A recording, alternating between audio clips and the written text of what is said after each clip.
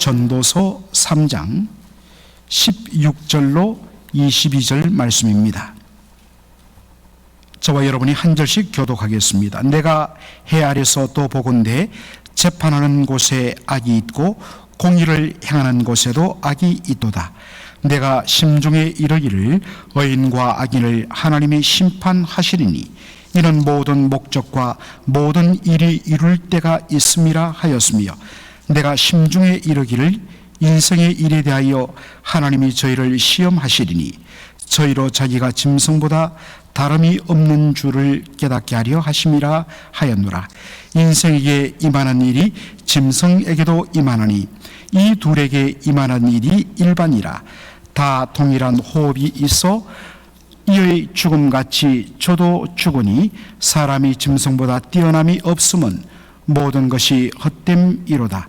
다 흙으로 말미암았으므로 다 흙으로 돌아가나니 다 한 곳으로 가거니와 인생의 혼은 위로 올라가고 짐승의 혼은 아래 땅으로 내려가는 줄을 누가 알랴. 다 같이요.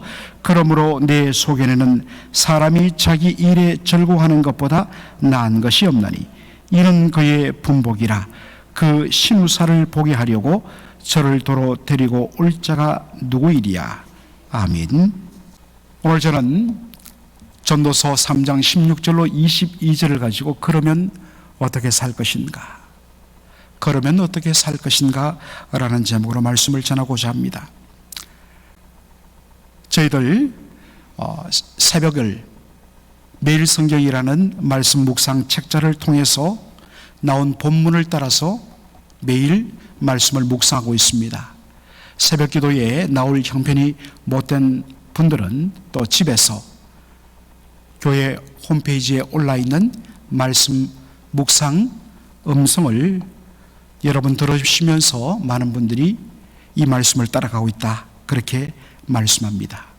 여러분, 우리가 구약성경 전도서라고 할 때에 조금 우리가 한 가지 짚고 넘어갈 것이 있습니다. 전도서 하면 책서자입니다.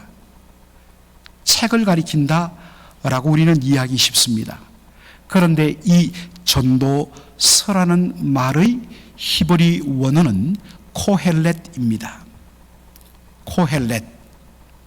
이 코헬렛을 그냥 번역하면, 영어로 번역하면 preacher, 설교자라는 의미가 있고 teacher, 교사, 가르치는 자라는 의미가 있습니다.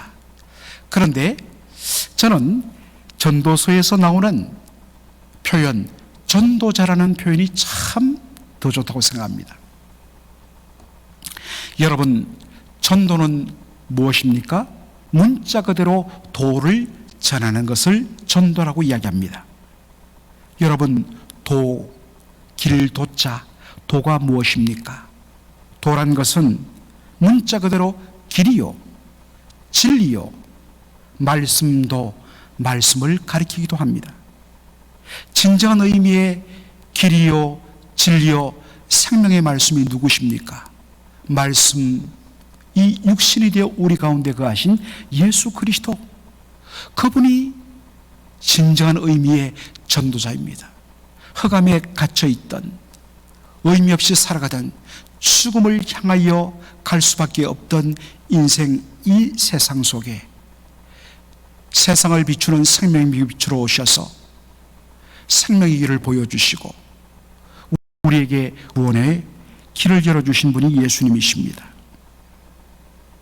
바로 그 예수 안에서 그 도를 발견한 사람은 결국에 전도자의 삶을 살 수밖에 없습니다.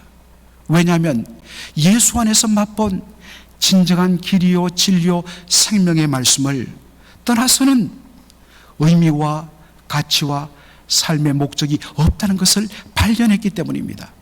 여러분, 우리가 정말 어디 가서 맛있는 음식 하나 발견해도 여기는 나와 우리 가족만 가야지 하는 사람 없습니다. 다른 사람이 자신에게 뭘 사주지 않는데도 불구하고 자기가 맛본 것이 너무나 좋기 때문에 야, 거기 꼭 가봐라.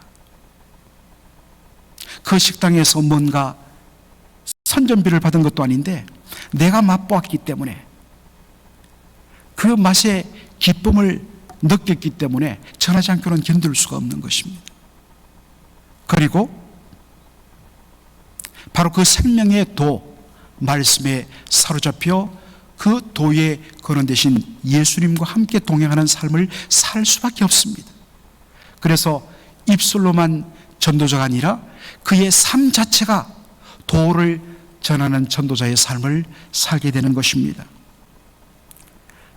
전도서는 전도자를 통하여 하나님 없는 이 세상의 모든 것, 그것이 얼마나 헛되며 얼마나 부조리하며 얼마나 모순된가를 적나라하게 고발하고 드러냅니다. 그래서 전도서 1장부터 11장까지 읽어보면 어떨 때는 너무 허무함에 빠집니다. 그리고 탄식과 절망에 빠집니다.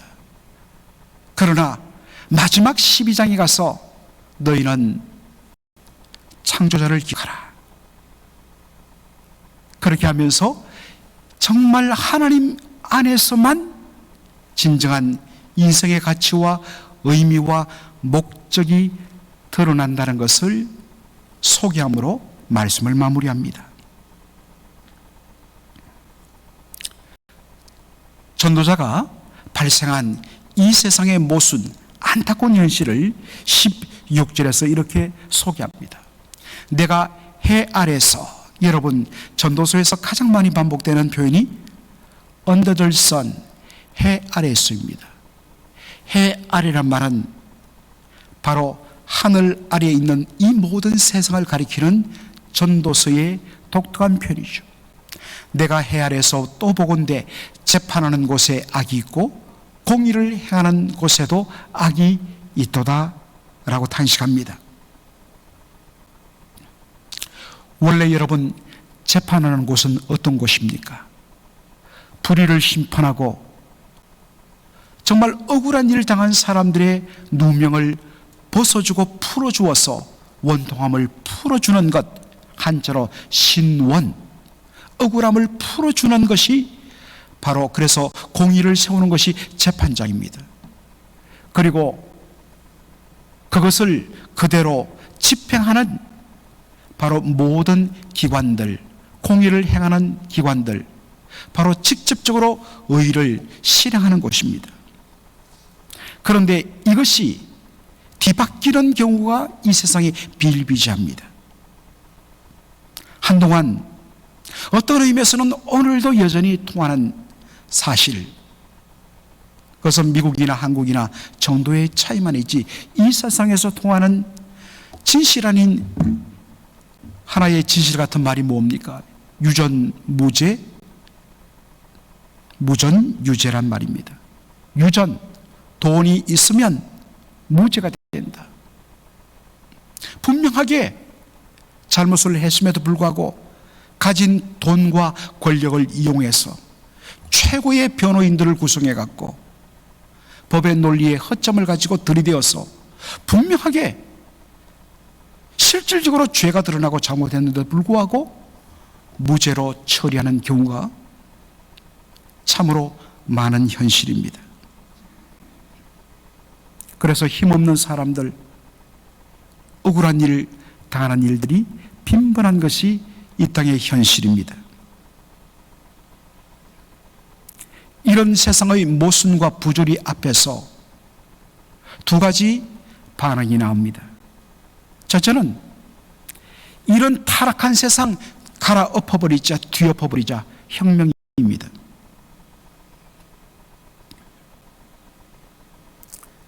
그래서 그 염원대로 실질적으로 세상을, 아니 더 정확하게 말하면 그 불의를 행하던 정권과 세력들을 뒤엎었다 가정해 보십시다. 여러분, 그래서 세상이 달라지던가요? 그들보다 상대적으로 조금 나을 수는 있습니다만 사실 뒤로 가면 그 부패함으로 말미암아 우리가 세상을 뒤엎겠다고 나왔던 그들이 권력을 가지고 모든 것을 잡은 후에는 그들도 똑같이 변질되고 그 속에서 무전유죄의 탄식이 들려오더라는 것입니다. 권력을 가진 사람들은 세력은 바뀌었는데 악과 부패는, 그리고 그것으로 가득 찬 세상은 똑같다는 것입니다. 왜 그렇습니까? 근본적으로 놓친 것이 바로 사람이 그 심령 속에 근본적으로 부패하고 타락한 본성을 갖고 있는 것을 외면했기 때문입니다. 이것이 공산주의의 문제였고 공산주의가 무너진 원인이 되기도 했습니다. 나는 달라, 우리들은 저들 그룹과는 달라. 아니에요. 다르지 않습니다. 우리 조국의 해방 이후 수많은 정권들이 바뀌면서 못 살겠다, 바꿔보자. 저 사람들에게 권력을 맡기면 나라가 망해. 그래서 우리에게 표를 주십시오. 좋습니다. 그런데 그들도 똑같이 망치고 있어요. 왜 그렇습니까? 하나님 앞에서 자신이 근본 타락한 인생이요, 그 속에 죄성으로 가득한 존재란 것을 망각했기 때문입니다. 그런 의미에서 여러분, 참으로 어떤 면에서는 슬픈 일이지만 너무나 저 사람이 되면, 여러분 예수 믿는 사람 그런 기대해서는 안 됩니다. 사람 의지하지 마십시오. 둘째로는 어차피 세상은 바뀔 것 없으니 우리가 타협하면서 살자. 그래서 우리를 지킬 수 있는 것은 바로 돈과 권력과 실력이다. 그것을 가지고 직접 정권을 잡든지 아니면 그러한 권력을 가진 사람들에게 붙어서 그들과 함께 살아가는 것입니다. 그러니 세상에는 시간이 갈수록 탄식 소리만 들리는 것입니다. 그런데 하나님의 백성은 전혀 다른 차원에서 접근합니다. 17절에 보니까 그것이 나옵니다. 내가 심중에 이르기를 의인과 악인을 하나님이 심판하시리니 이런 모든 목적과 모든 일을 이룰 때가 있음이라 하였으며.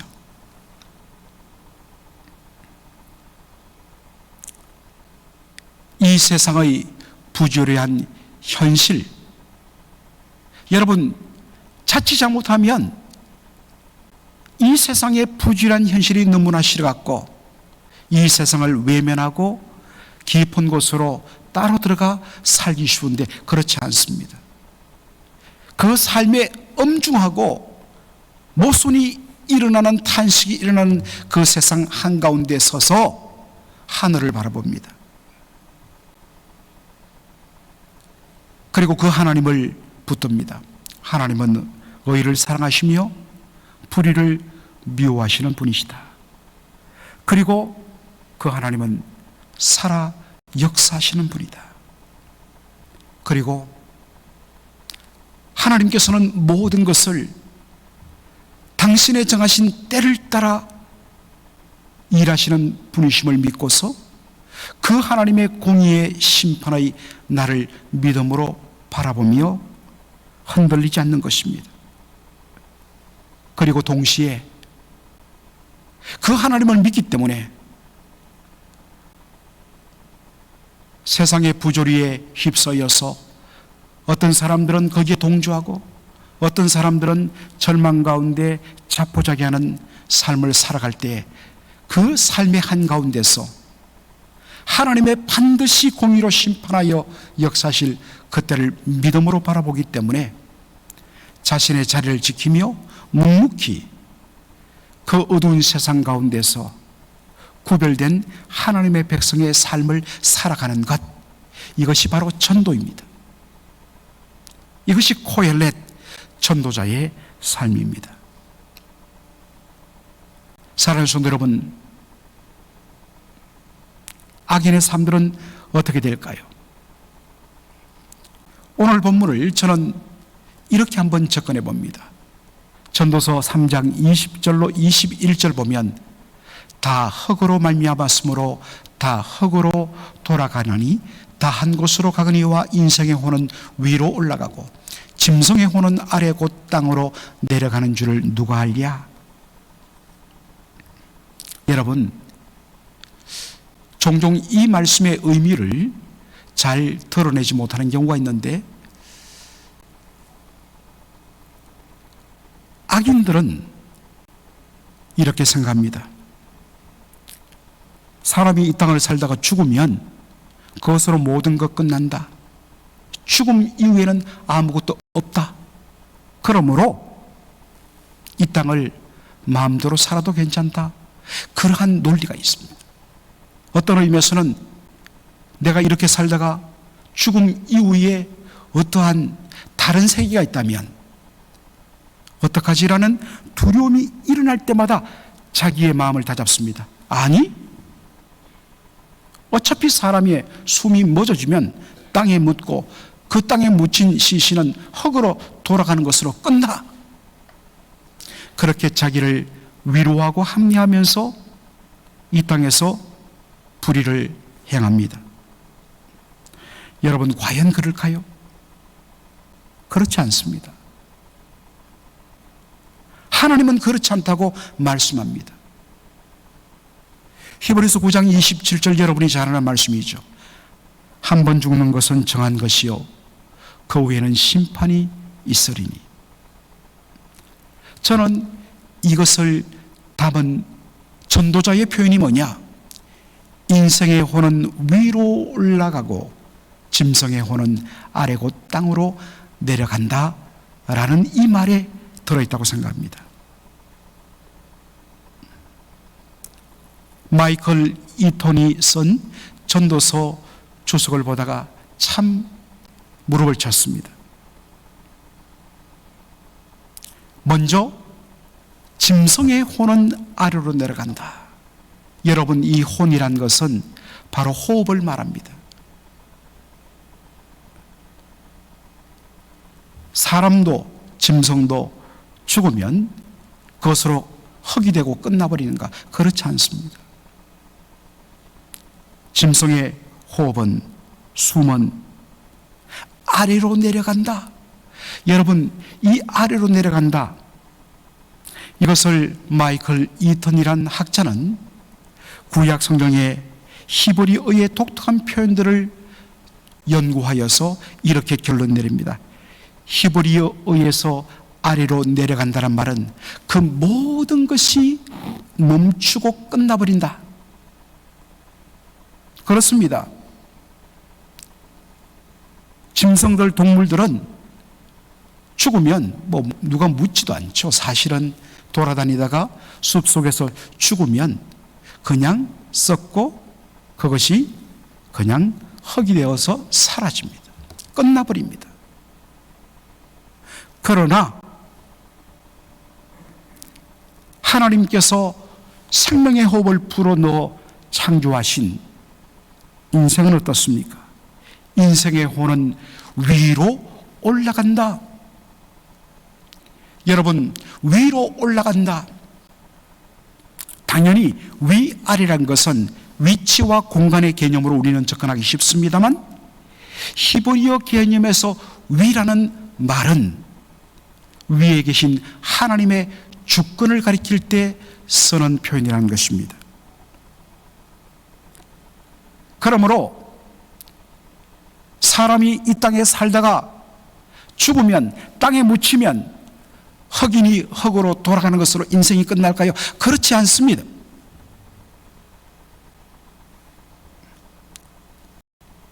죽은 자들의 영혼은 하나님의 주권 아래 놓이게 된다는 것입니다. 그리고 하나님께서 딱 붙잡아 두셨다가 하나님이 정하신 때에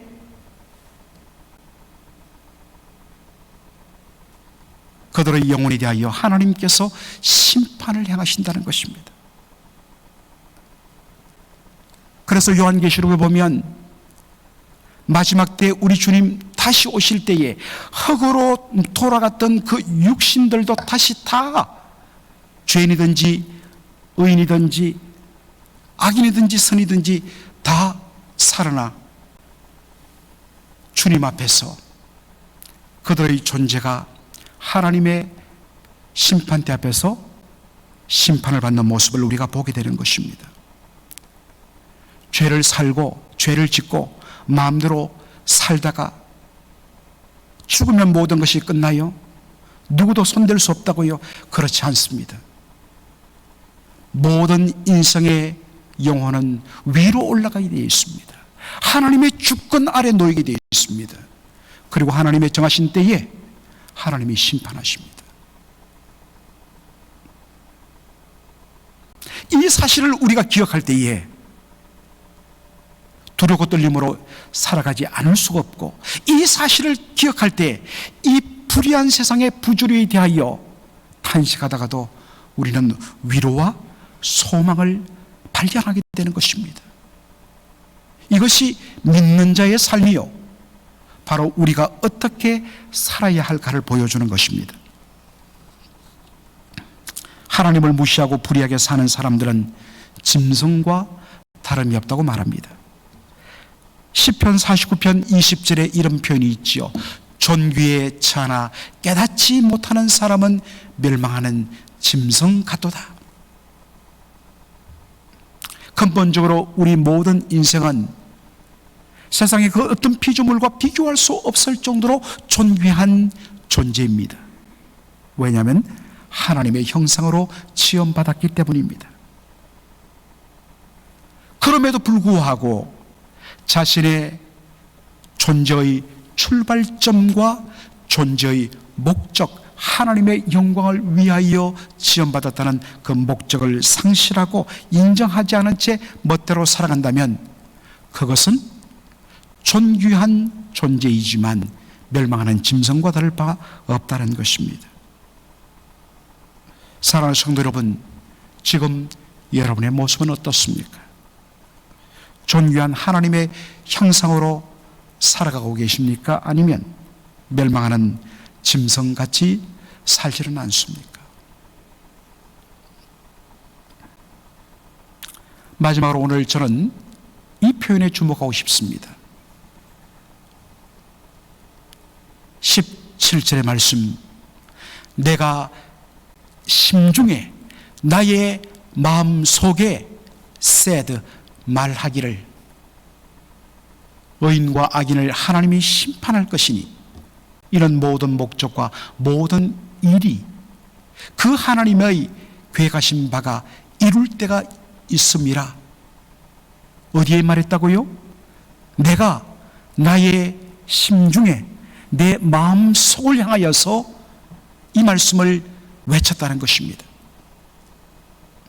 현실적으로는 세상의 부조리와 모순이 감당이 어렵습니다.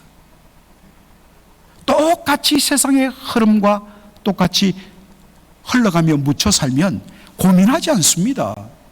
오히려 그런 세상이 편안해요. 그런데 왜 우리가 불편한가? 구원받은 하나님의 백성이기 때문입니다.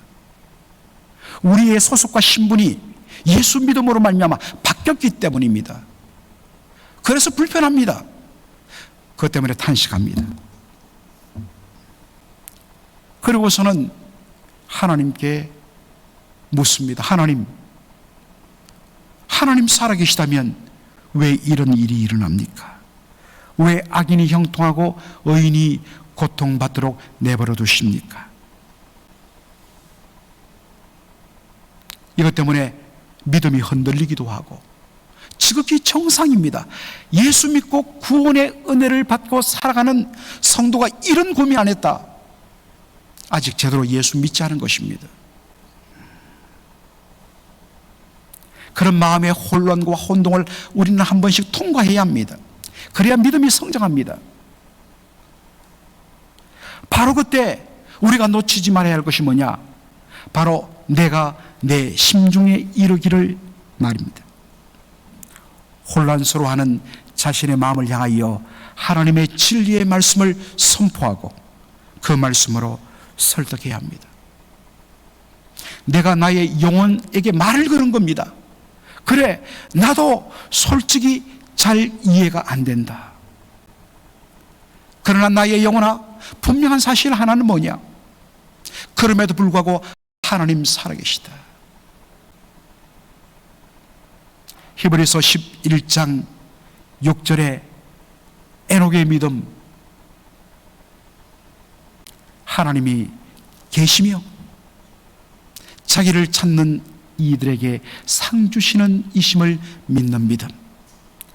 분명한 것은 하나님이 살아계시며 여전히 그분은 그분의 일을 하신다. 하나님은 여전히 공의로우시고 불의를 용납지 아니하시는 분이다. 그리고 그분의 계획하신 때에, 작정하신 때에, the appointed time, 그분이 정하신 바로 그때에 하나님 반드시 역사하실 것이다. 예수님 말씀하셨죠. 하나님께서 밤낮 부르짖는 택함 받은 자의 그 부르짖음을 결코 외면하지 않으실 것이다. 이것을 자신의 영혼 속에 말씀을 전하며 말씀으로 설득해 갖고 그것을 극복하고 뛰어넘는 것.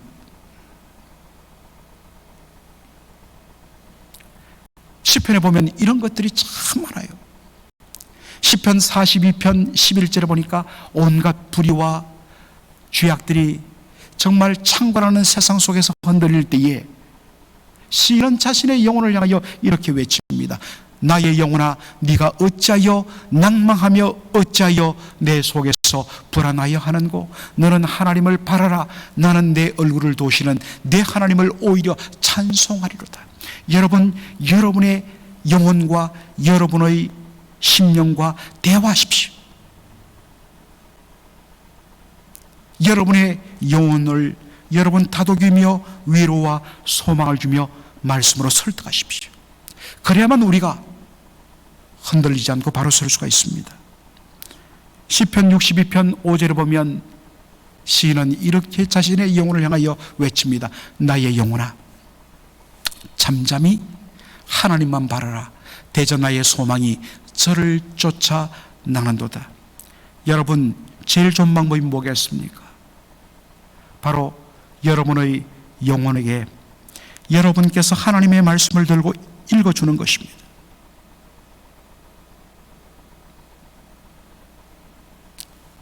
그럴 때에 궁핍한 저와 여러분의 영혼이 다시 일어설 수 있게 되는 것입니다. 여러분, 이를 위하여 부지런히 내 영혼에게 들려줄, 내 영혼을 위로하고 내 영혼에게 설득하고 내 영혼을 격려하여 갖고 치열업시켜서 다시 일어나게 할 말씀이 있느냐는 것입니다.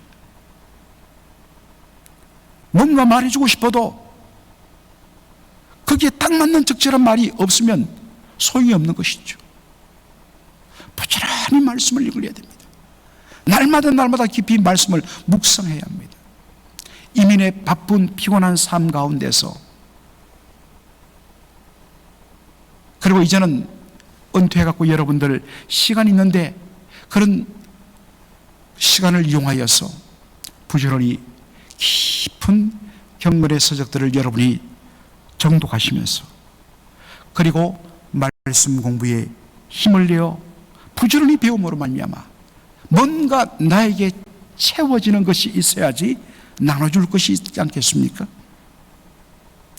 그래서 자신의 영혼을 향하여 말씀으로, 진리로, 그 생명의 도로 살려내는 그러한 경험이 있을 때, 여러분 딱 보면 그런 경험을 한 자신은 다른 사람의 얼굴만, 표정만 봐도 나와 같은 공경에 취했고 나와 같은 고민에 빠져있구나 알게 됩니다. 그래서 내가 만난 예수, 나를 살리신 그 생명의 말씀, 그것으로 그와 함께하며 그에게 전함으로 말미암아 그 영혼들도 다시 살려내는 그러한 삶을 살 수 있게 되는 것입니다. 다시 말씀으로 돌아가는 것입니다. 다시 믿음으로 살아가는 것입니다. 그러면 어떻게 살 것인가에 대한 대답이 여기 있습니다. 기도하겠습니다. 아버지 하나님, 은혜와 사랑을 감사드립니다. 전도서를 보면, 그리고 그 전도서가 녹여낸 오늘의 이 땅의 현실을 보면 헤아려서 수천 년 전이나 지금이나 또 앞으로도 문명은 더 발전되지 될 수 있을지 몰라도 세상은 똑같은 부조리와 모순 속에서 탄식과 절망이 일어날 수밖에 없는 것이란 것을 저희들이 발견하게 됩니다. 바로 그런 세상 속에서 하나님의 말씀에 근거하여 하나님의 살아계심과 역사심과 모든 때 하나님의 목적이 정해지고 이루어질 때가 있음을 믿음으로 발견하면서, 그리고 이 땅에 살다가 죽음으로 썩어짐으로 흙으로 돌아가고 끝나는 것이 아니라 그 영혼은 하나님의 주권에 붙들려 반드시 공의의 심판을 받게 될 것이라는 이 사실 앞에